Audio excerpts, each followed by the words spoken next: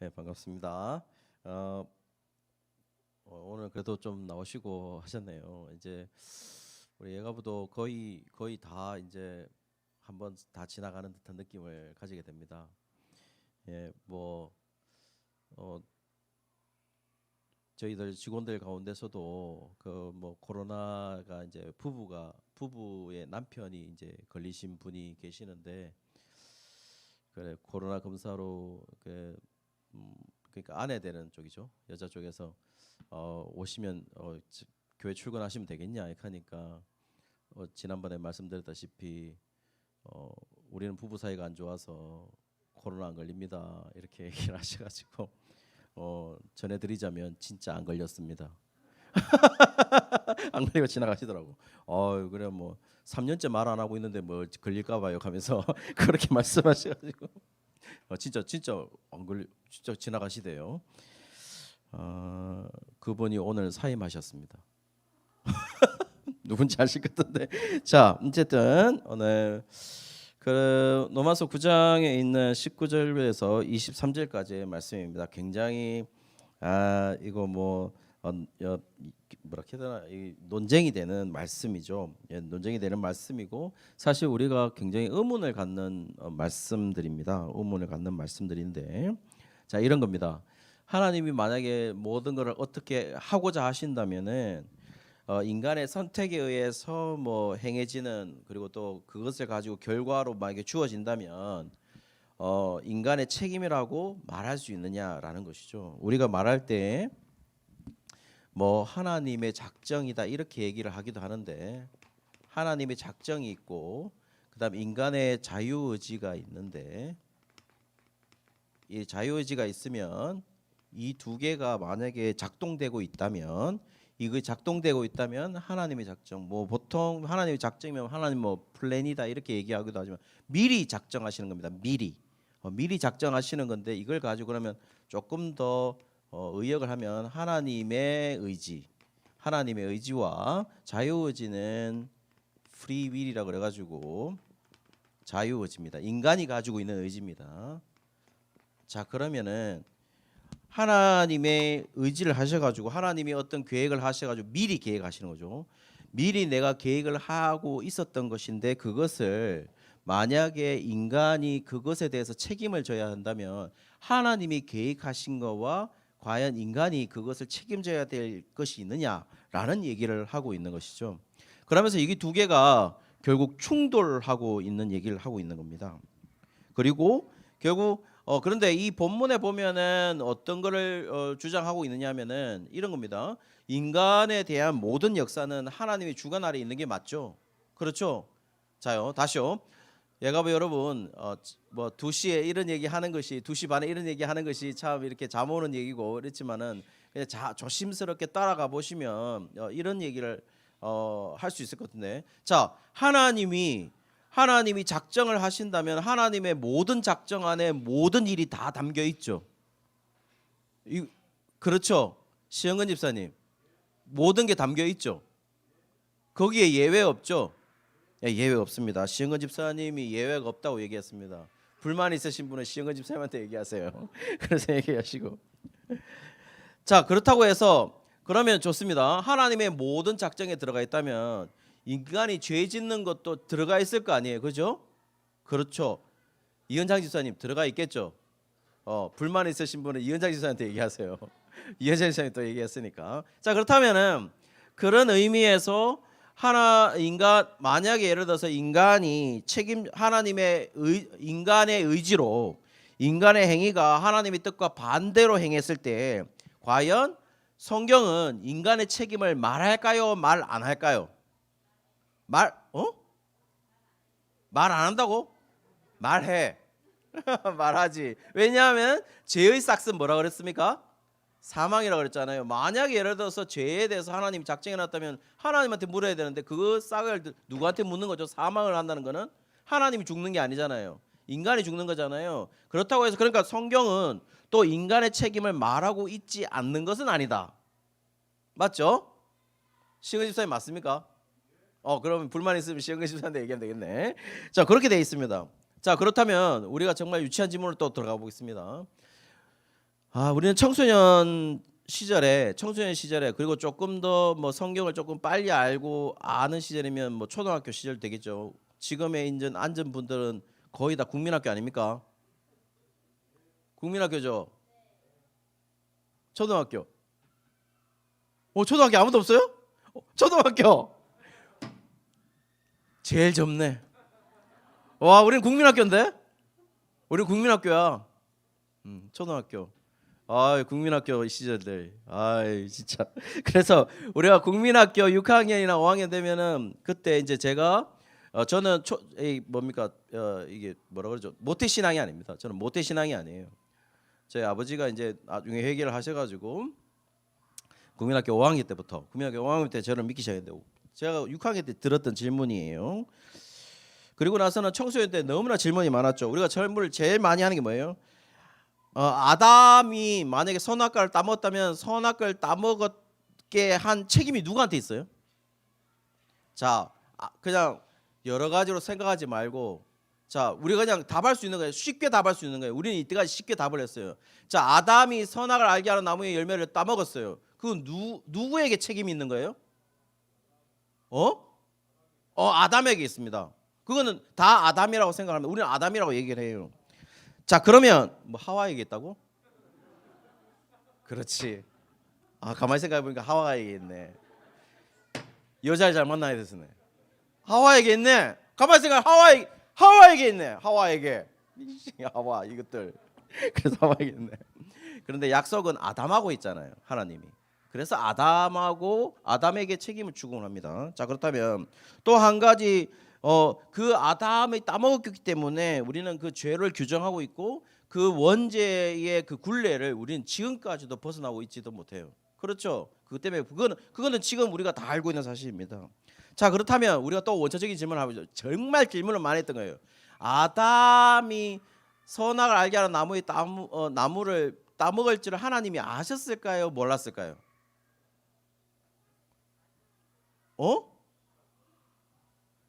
옹알이 하면 안 돼. 옹알이 하면 안 돼. 그래서 우리끼리잖아. 뭐라고? 예. 아신다고. 모르는 게 없다고. 야, 참 산티나 표현이다. 모르는 게 없다 하면서. 우리 네 명의 아들을 지니신 우리 정말 4명의 아들. 생각만 해도 끔찍한데 어떻게 저렇게 가볍게 키우시는지 모르겠는데 4명 다 코로나 건너오면서 그래서 자, 그러면 하나님 다 하셨다고 말씀해 주셨어요. 우리 안정미 집사님께서 말씀하셨습니다. 그럼 4명 다 하셔. 다 그렇다면 더 심한 질문을 한번 봅시다. 선악을 알게 하는 나무의 열매를 따먹을 거라는 걸 하나님이 작정하셨을까요? 작정 안 하셨을까요? 야, 요거 자, 어떻습니까? 우리 정말 유치한 질문을 계속하고 있는 겁니다. 작정을 하셨을까요? 안 하셨을까요? 했습니다. 근데 이게 뭐냐면은 요거는 갈려요. 하나님이 아담을 선택한 후 작정했냐 아니면 선택적 작정이냐. 이거는 교단마다 조금씩 교리가 다르지만 무조건 하나님이 작정했다고 얘기합니다. 자, 여기에서 이제 문제가 생기겠죠. 자, 그렇다면 하나님이 그 선악을 알게 하는 나무의 열매를 작정하셨다면은 과연 이거를 아담에게 책임을 물을 수 있겠습니까? 또 한 가지 더 여기에서 또 문제가 생기는 게 있겠죠. 하나님이 만약에 아담이 죄를 짓는 것을 작정하셨다면은 하나님은 뭐가 되죠? 무슨 조성자가 되죠? 죄의 조성자가 되죠. 그래서 이 질문을 끊임없이 유치하게 던지고 있는 겁니다. 그런데 유치하지 않은데 유치한 질문이에요. 우리는 여기에서 결국 하나님의 will, God's will과 free will, 이 free will과 이 God's will, 그러니까 하나님의 의지와 인간의 자유의지가 충돌하고 있을 때에 우리는 이것을 어떤 답을 내는 게 맞느냐라는 것이죠. 교부 시대 때부터 추없이 이 답을 계속해서 해왔습니다. 그런데 우리는 아직까지도 다시 말씀드립니다. 정확하게는 아직까지도 만족할 답을 얻지 못해요. 우리 지금도 저에게 물어도 만족할 답을 얻지 못합니다. 그러면 지금 저희들은 성경이 얘기하고 바울이 얘기하고 있는 이야기들로만 지금 구성을 해서 저희들이 얘기를 해야 되는데요. 이제 오늘 질문은 이렇게 시작합니다. 19절에 그러면 하나님이 어찌하여 허물하느냐 누가 그 뜻을 대적하느냐라고 말씀하시고 있는데 이게 뭐 어렵게 돼 있지만 이런 겁니다. 만약에 하나님이 어찌하여 우리가 죄지었다고 책망하시느냐라는 겁니다. 누가 만약에 하나님이 우리가 죄지었다고 하나님이 책망할 수 있습니까? 왜? 하나님의 뜻이 만약에 작정되어 있다면 누가 그 뜻을 하나님의 작정을 대적할 수 있는데 만약에 아담이 죄짓기로 작정이 되어 있으면은 아담은 자기가 아무리 안 하려고 해도 하나님의 뜻이 훨씬 더 힘이 있기 때문에 그렇게밖에 할 수 있는 게 아닙니까? 그런데 어떻게 이거를 너 왜 죄짓어? 이렇게 얘기할 수 있느냐라고 지금 19절은 질문하고 있는 거죠. 이해가 됐죠? 자, 그렇게 이제 질문을 시작해서 이 수사학적 질문이에요. 레토릭이죠, 레토릭. 수사학적 질문을 던졌습니다. 한마디로 하나님이 God's will 작정하셨으면 프리윌 인간이 만약에 죄를 지었다고 한들 그 죄를 지는 것을 어떻게 하나님이 그 죄를 물을 수 있습니까? 하나님이 작정해 놓고는 그 얘기를 하고 있는 거죠. 자, 어떻습니까? 시원하게 누군가 대답해 줄 수 있겠습니까? 저에게? 지금 이게 이 물음이 쉽지를 않죠. 20절을 가볼까요? 20절에 이 질문에 대해서 바울은 강력하게 반발을 합니다. 논쟁을 다루는데요. 뭐라고 얘기하느냐? 지음을 받은 물건이 지은 자에게 어찌 나를 이같이 만들었냐 말할 수 있는가를 지금 질문합니다. 한마디로 말해서 피조물이 창조자에게 나를 와 이따위로 만들었어요 라고 말할 수 없다는 거죠. 말할 수 있느냐? 말할 수 없다 이런 얘기죠. 이 말은 왜 창조자라고 얘기했냐면 여기 지음이라는 단어, 요 치음이라는 단어가 헬라어로 플라소라는 단어입니다. 이 플라소라는 단어는 어디에 있느냐면은 우리 자막에 보시면은 자막에 보실 때요. 디모데전서 2장 13절에 보시면 디모데전서 2장 13절 뭐 보이십니까? 여기 보시면 이는 아담이 먼저 지음을 받고 하와가 그 후다. 이게 인간 창조에 관한 이야기입니다. 디모데전서 2장 13절이. 거기 보면 이 지음 아담이 먼저 치음 그 치음이 바로 뭐냐면 플라소라고 되어 있습니다. 그러니까 한마디로 창조자라는 얘기죠. 플라소 이 짓는다, 만든다, 짓는다라는 얘기는 창조한다는 얘기입니다. 이 창조 행위니까요. 자, 창조 행위를 지칭하는 단어입니다. 그러니까 한마디로 지금 이 물음은 20절의 물음은 한마디로 피조물이 창조자에게 나를 왜 이렇게 만들었습니까? 라고 질문할 수 있느냐라는 레토릭적인 질문, 수사적 질문이죠. 그 말은 먼저 말할 수 없다는 얘기죠. 질문할 수 없다는 얘기예요.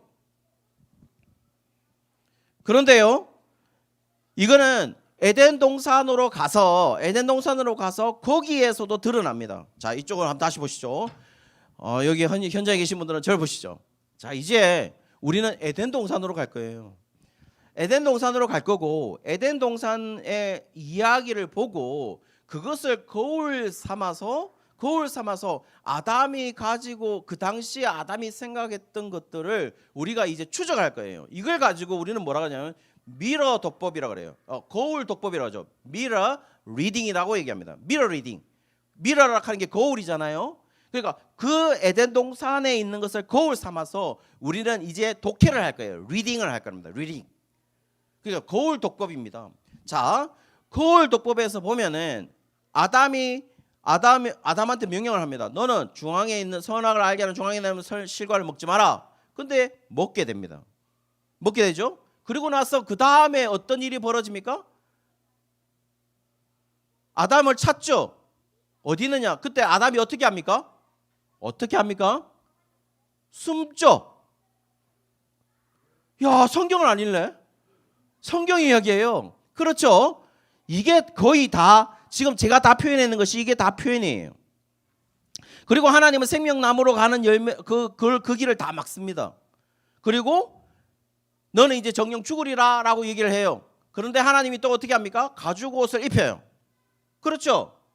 자, 그 과정 속에서 자, 여러분 만약에 아담에게서 어떤 얘기가 들려오지 않느냐면은 단 한 번도 하나님한테 여호와 하나님에게 이런 질문을 던지지 않는다는 거죠. 하나님, 왜 나를 이따위로 만들었습니까? 라고 질문합니까? 아담이 범죄하고 나서 내가 저걸 따먹을 수 있는 인간으로 왜 나를 그렇게 만들었어요? 라고 아담이 한 번이라도 질문한 적이 있냐고요? 없어요. 자, 그 말은 아담이 생각하는 것이나 지혜가 뭐 부족한 사람이어서 우리보다 부족한 사람으로서 질문을 던지지 않은 게 아니에요. 아담은 그야말로 최고의 상태예요. 지금 우리보다 훨씬 더 하나님이 직접, 물론 우리도 하나님이 직접 지었죠. 직접 지은 거 맞아. 그런데 지금 아담은 실제로 아담은 하나님이 최초의 사람이에요. 지은 사람으로서. 그 말은 우리가 뭐 이런 평가를 내리기가 쉽진 않겠지만은 어쨌든 하나님이 만든 최초의 인간이란 말이에요. 그 말은 적어도 우리가 뭐라고 말할 수 있냐? 우리의 지혜보다 떨어진다? 우리의 지혜보다 떨어진다? 우리가 생각하는 것보다 떨어진다? 라고 말할 수는 없단 말이죠. 그렇죠? 그런데 지금 아담은 그런 질문들을 하고 있지 않다라는 겁니다. 자, 그 말은 뭘 말하는 겁니까? 자, 우리 예가부 여러분 생각해 보십시오. 지금 이제 다 왔어. 거의 다 온 거예요. 그 말은 아담은 나를 왜 선악과를 따먹게 만드는 인간으로 하나님 왜 작정하면서 만들어놨습니까? 라고 하는 것들을 질문을 보이지 않는다는 것은 당시 지금 아담에게서는 그런 생각은 아담은 전혀 하고 있지 않다라는 거죠. 지금 다시요. 예가부 여러분 생각해 보십시오. 지금 아담은 자기가 선악을 알게 하는 나무의 열매를 따먹는 것에 대해서 하나님한테 한 번도 책임에 대해서 묻고 있지 않아요. 책임을 전가시키지 않는다고요. 오히려 자기가 따먹은 것 때문에 숨었죠. 자기 책임이라고 느꼈다는 거예요. 자, 그러면 최초의 인간이 그렇게 느꼈다는 거는, 그리고 최초의 인간이 아담이 우리보다 생각이 부족하거나 우리보다 생각이 지혜가 짧은 사람이 아니라면, 무엇보다도 하나님의 생각과 가까이 있는 사람이라면, 왜 최초의 인간이니까 그런 뜻을 비치지 않는다는 것은, 아담이 그런 생각을 하지 않았다는 것은 지금 아담은 뭐예요? 이 선악을 알게 하는 나무의 열매를 따먹은 이 책임이 누구에게 있다는 것을 확신하고 있었다는 거죠. 누구에게 있다고? 자기 자신에게 있다는 것을 아담은 확신하고 있다는 겁니다. 왜 선악과를 만들어서 제가 죄짓도록 했습니까? 라는 질문을 보이지 않고 있다는 거죠. 그러면서 21절에 더 구체적인 비유를 이제 제시를 합니다. 사용을 하는데, 토기장이 21절 보시면 진흙 한 덩이를 귀히 쓸 그릇을 만들 수도 있고, 귀하지 않은 막 사용할 걸 천히 쓸 것을 그릇도 만들 수 있다. 그러면서 뭐냐면 이렇게 만들고 저렇게 만들 수 있는 권한을 누구에게 가지고 있다고요? 토기장이가 가지고 있어 라고 얘기를 합니다. 그리고 22절에서 23절에 보시면은 또 다른 그릇의 종류를 얘기합니다. 자, 다시요. 여러분 다시 한번 저를 보시죠. 21절의 그릇은 지금 토기장이 비유는 뭐냐면, 토기장이가 있는데 토기장이가 천이 쓸 그릇, 그 다음에 귀히 쓸 그릇, 이 두 개를 만들 권한을 토기장이 가지고 있어 라고 얘기하고, 22절부터 23절에는 또 다른 비유를 제시하는데, 뭔 제시를 하냐? 여기는 긍휼의 그릇을 만들 그 권한, 그 다음에 긍휼의 그릇, 다음에 진노의 그릇을 만들 권한도 토기장에게 있다, 이렇게 얘기를 합니다. 여러분 어려운 이야기가 아닌데 쉽게 설명하면 이렇습니다. 자, 다시요. 21절은 사용하기는 사용하는데 그 토기장이가 귀히 쓸 그릇과 천히 쓸 그릇, 그러니까 귀하지 않게 막 쓸 그릇을 만든다. 그 권한 누구에게 있다고요? 토기장에게 있어. 22절부터 23절까지는 긍휼의 그릇과 진노의 그릇을 만들 권한을 가지고 있다, 이렇게 얘기합니다. 자, 그건 좀 다릅니다. 왜냐하면은 우리가 보기에는 다르게 생각될 수 있어요. 주석가들은 다 다르게 해석했어요. 왜 다르게 해석했느냐? 21절에 보시면은 21절은 어쨌든 쓰는 그릇을 만들지 않느냐. 그런데 여기 22절과 23절은 하나는 진노의 그릇은 깨부수고 물론 관용하시지만 언젠가는 진노하기 때문에 깨부숩니다. 관용한다는 것도 편해요. 왜? 깨부수기 전까지는 관용하실 거니까. 하나님이 참으실 거니까. 그런데 분명히 깨부술 그릇과 그 다음에 깨부수지 않고 긍휼을 말할 그릇을 하고 있어요. 위에 부분은 뭡니까? 깨부수지 않고 사용할 그릇으로 비교하고 있고, 자 그렇게 하면서 주석가들이 이 비교가 다르다라고 얘기하면서 후자의 비교, 진노의 그릇, 결국 깨부수는 그릇과 깨부수지 않는 긍휼의 그릇의 이 차이는 에레미야 18장에서 가져왔을 거다라고 얘기를 해요. 그런데요, 에레미야 18장에 있는 에레미야 18장에 있는 18장이죠. 18장에 있는 얘기를 보면 여러분 21절에 에레미야 18장 몇 절을 인용했다고 돼 있어요?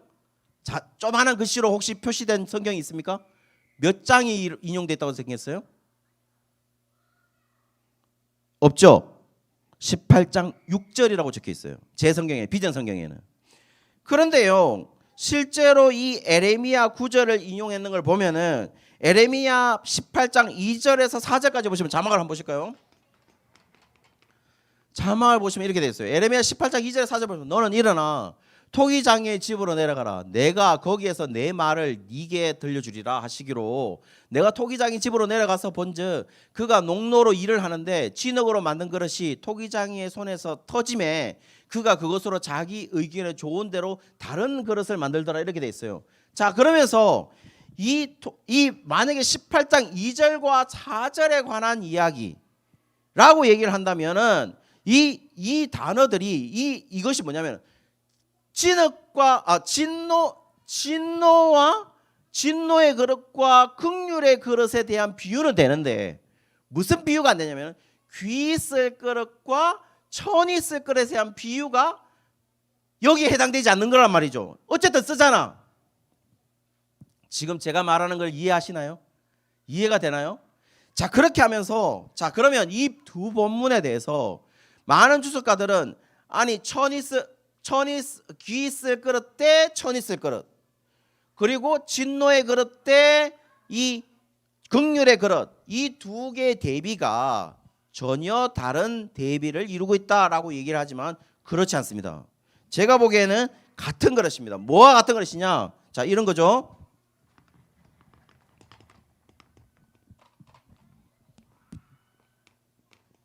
귀 있을 그릇, 귀 있을 그릇과 뭐가 같으냐? 긍휼의 그릇이 같은 용도이고 천이 쓸 그릇은 왜냐하면 진노의 그릇과 같은 용도죠. 왜냐하면 천이 사용된다는 말은 아까 우리가 전에 본문에도 얘기를 했다시피 천이 사용되거든요. 누구를 사용하셨죠? 누구를 사용했습니까? 천이. 출애굽 당시에 누구를 천이 사용했어요? 하나님이 참아줬다네. 하나님의 일을 나타내기 위해서 하나님을 참아줬잖아요. 근데 그 사람 분명히 진노의 그릇이라. 누구죠? 바로죠. 바로잖아요. 바로. 근데 이 사람은 귀 있을 그릇이 아니에요. 긍휼의 그릇이 아니란 말이에요. 자, 그러면요, 또 보십시오. 출애굽을 가보세요. 출애굽을 가보시면은 긍휼이 있을 그릇이 누군데요? 귀 있을 그릇은 누구를 지칭한다고 보실 수 있습니까? 출애굽의 배경에서는 귀 있을 그릇은 누군데? 이스라엘이죠. 내가 이 사람들을 귀 쓰지 않았다면 이 사람들을 탈출시키지 않겠죠. 내가 그들에게 은혜를 베풀었잖아요. 그래서 내가 애굽에서 이끌어내는 하나님이다, 이렇게 얘기한단 말이에요. 자기 자신의 하나님의 정체를 애굽에서 이끌어냈다, 이렇게 얘기한단 말이에요. 자, 그러면 출애굽 당시에서 귀 있을 그릇은 출애굽입니다. 출애굽 당시에서 귀 있을 그릇은 뭐냐? 이스라엘이에요. 이스라엘 백성입니다. 출애굽 당시에서 천이 있을 그릇은요? 바로입니다. 바로. 한마디로 말해서 이방인이죠. 이방인입니다. 바로는. 자, 그러면 이것을 바울 시대로 가봅시다. AD 1세기. 지금 바울의 시대에서 이것을 얘기할 때에 로마서를 얘기할 때에 지금 귀 있을 것은 누군데요? 귀 있을 것은 누구예요? 지금 누구의 구원을 얘기하고 있는데요? 누굴 구원하셨습니까? 이방인이죠, 이방인. 그리고 이 이방인을 구원하기 위해서 지금 진노의 그릇이 되고 있고 천이 쓸 그릇은 누구가 되고 있습니까? 이스라엘이 되고 있죠. 여러분 본문 로마서 11장 25절 한번 보실까요? 로마서 11장 25절입니다. 로마서 11장 25절 보시면 형제들아 너희가 스스로 지혜 있다 하면서 이 신비를 너희에게 모르기를 내가 원하지 않는다. 이 신비는 이방인의 충만한 수가 들어오기까지 이스라엘이 더러는 우둔 안에 된 것이라. 그러니까 이방인의 충만한 수가 들어오기 위해서 이스라엘이 어떻게 됐다고요? 우둔하게 됐다고요. 옛날 성경에는 우둔하게 됐다고 생각하지 않고 뭐라고 썼냐? 완악하게 됐다는 거예요. 완악이라는 표현을 잘 많이 쓰인 사람이 누구냐면은 바로예요. 바로를 완악해 하셨잖아요. 옛날 성경에는 완악이라 돼 있단 말이에요. 자, 40절은요. 11장 40절 보면 너희가 전에는 하나님께 순종 아니하더니 이스라엘이 순종하지 않음으로 이제 어떻게 됐다고? 이제 긍휼을 입었는지라. 이스라엘이 순종하지 않으면서 누가 긍휼을 입었어요? 이방인이 긍휼을 입었다니까요. 그러면 지금 진노의 그릇이 돼 있는 건 누구예요? 유대인이라 이 말이에요. 이스라엘인이라 이 말이죠. 자, 그런데요 또 있습니다. 한 가지 더 해야 되는데요. 한 가지만 더. 자, 그러면 이스라엘은 계속해서 진노의 그릇이 있느냐? 아니에요. 로마서 9장부터 11장까지는 무엇을 말하기 위해 지금 적었다고 제가 처음부터 9장 시작할 때 얘기했습니까? 하나님은 그러면 이스라엘 진짜 이방인을 구원하시기 위해서 이스라엘 진짜 다 버리셨느냐? 그렇지 않죠. 여러분 이스라엘 다 버리셨어요? 그렇지 않잖아요. 이스라엘에 남은 자가 있어서 그 남은 자는 내가 구원하겠다 이렇게 얘기했단 말이에요. 그 이스라엘의 남은 자의 구원의 사례가 누구라고요? 이그젬플 표본이 누구라고요? 누구라고 얘기했어요? 바울은 나다 라고 얘기해요. 자, 그러면 그 이스라엘의 남은 자는 자 귀 있을 그릇이에요? 아니면 천 있을 그릇이에요? 아니면 긍휼의 그릇이에요? 진노의 그릇이에요? 당연히 귀 있을 그릇이고 긍휼의 그릇이라는 말이죠. 자, 그러면 제가 지금 말씀드리려고 하는 건 이겁니다. 이제 제가 정리하려고 하는 건 이거예요. 자, 지금 여기에 보시면 이방인이라고 해서 하나님의 선민인 이스라엘 위해서 천이 사용되는 진노의 그릇으로도 하나님은 규정해 놓고 있잖아요. 항상 그렇게 규정해 놓잖아요. 너는 절대 이방이니까 넌 진노의 그릇이야. 그렇다고 해서 이스라엘 백성이라고 해서 귀 사용되는 긍휼의 그릇으로만 규정되어 있지도 않아요. 그렇죠? 지금 성경은 그렇게 말하고 있단 말이에요. 야, 너 이방인가? 이방인 이 조건에 비하면 너는 불쏘시개다 지옥에 막. 이렇게 규정하고 있지도 않고 이스라엘이라고 해서 넌 선민이니까 너는 무조건 구원받는 귀 있을 것이다. 그렇게 규정하고 있지도 않다라는 거예요. 바울은 그거를 초점 맞추고 싶다는 거예요. 자, 그렇다면 한 가지요. 그렇다면 이제 질문을 던지는 거죠. 바울은 너는 어디에 그릇이냐? 개인에게 질문하고 있는 거예요. 정미야, 너는 어느 그릇이야? 흔창아, 너는 어느 그릇이니? 수은아, 너는 어느 그릇이야? 은혜야, 너는 어느 그릇이니? 지금 바울이 이 편지를 듣고 있는 독자는 누구입니까? 로마에 있는 교회 성도들에게 하고 있는 겁니다. 그러니 지금 이 질문은 필요 없겠죠. 하나님, 왜 나를 천이 쓸 그릇으로 택했습니까? 하나님, 왜 나는 이렇게 택했습니까? 라고 말할 필요가 없는 거예요. 왜? 하나님은 지금 누구에게 편지하고 있는 겁니까? 귀 있을 그릇이고 긍휼을 베풀고 있는 그 그릇 성도들에게 지금 보내고 있으니까요. 그러면 지금 우리가 필요 없는 질문은 뭐예요? 하나님, 왜 하나님 저를 버리셨어요? 하나님 왜 저를 죄짓게 놔뒀어요? 하나님 왜 제자가 하나님 버리시게 만들었어요? 라는 질문을 던지기 전에 하나님에게 지금 원하는 건 뭐냐? 너 개인에게 하나님은 너를 뭐로 선택했느냐? 자, 이방인이라고 해서 무조건 천이 쓸 그릇도 아니고 진노의 그릇도 아니야. 이스라엘이라고 해서 분명히 무조건 긍휼의 그릇도 아니고, 그렇다고 무조건 진노의 그릇도 아니야. 그럼 하나님은 뭐라고요? 하나님 그 작정에 의해서 하나님은 뭐예요? 너를 긍휼의 그릇으로 작정해놨어. 그렇다면 너의 프리윌, 너의 자유의지가 그 작정에 반응하는 것은 뭐여야 하겠냐 이 말이에요. 뭐여야 해요? 우리의 자유의지가 뭐로 반응해야 돼요?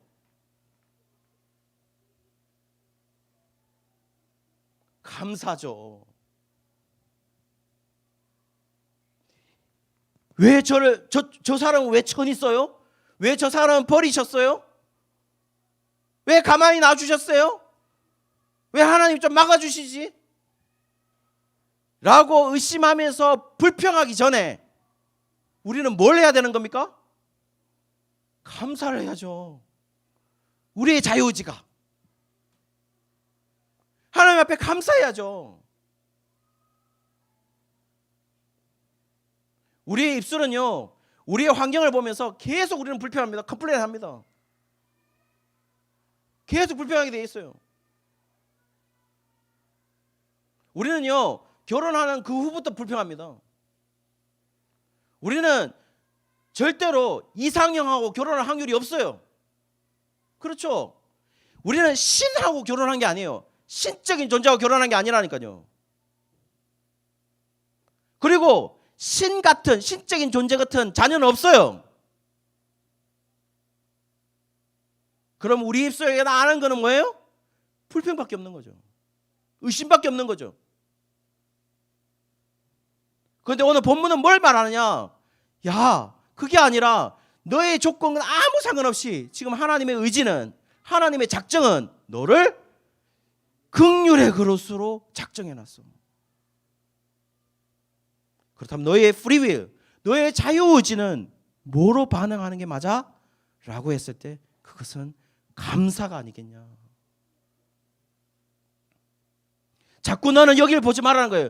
여기를 보면서 질문을 던지지 말라는 거예요. 왜? 아담도 안 던졌으니까.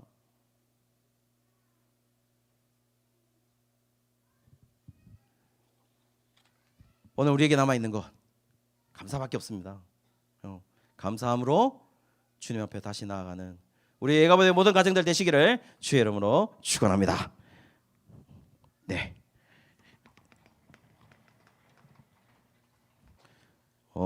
굉장히 어려운 곡을 선택했는데 대체 모르겠어요.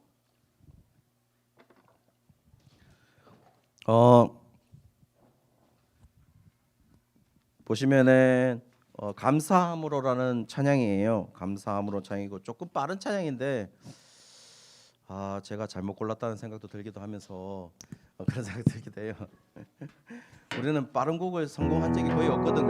그래서 거의 없는데 여호와를 즐거이 불러서, 야, 이게 즐거이 부를 수 있나 모르겠어요. 여호와를 즐거이 부를 수 있느냐? 기쁨으로 주께 나아갈 것입니다 라고 얘기하고, 여호와 하나님 난 여호와는 하나님이시고 나는 주의 백성이고 기르시는 양입니다, 이렇게 얘기를 하고 있습니다. 감사함으로 주를 높이고 그 문에 들어가서 찬송함으로 그의 이름을 송축할 것입니다, 이렇게 얘기합니다. 주의 선함과 인자하심이 영원하고 주의 성실하심이 대대에 미칠 것입니다, 이렇게 얘기를 합니다.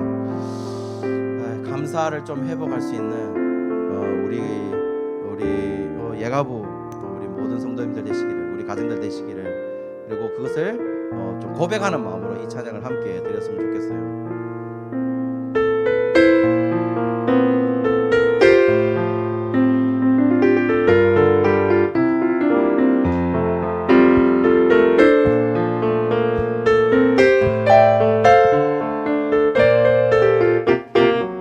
즐거이 불러, 여호와를 즐거이 불러,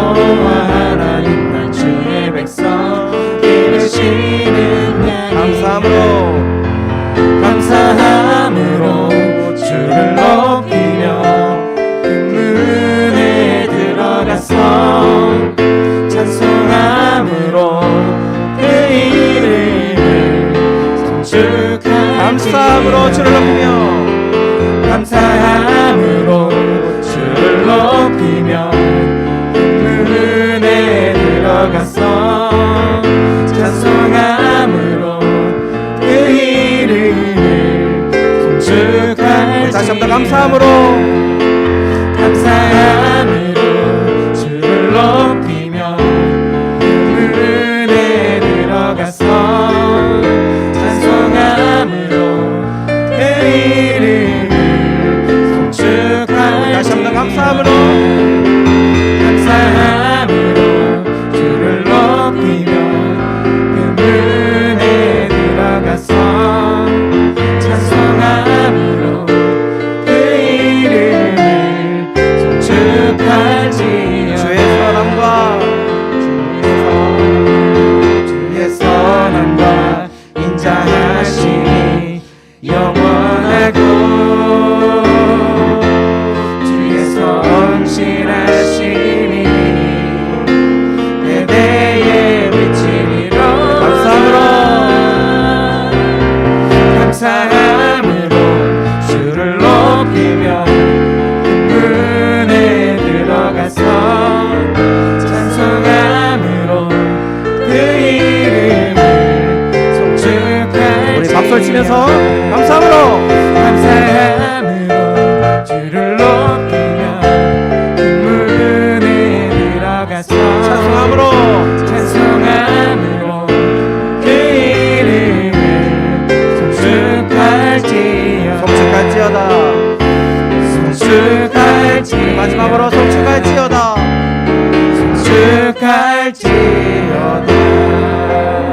기도하겠습니다.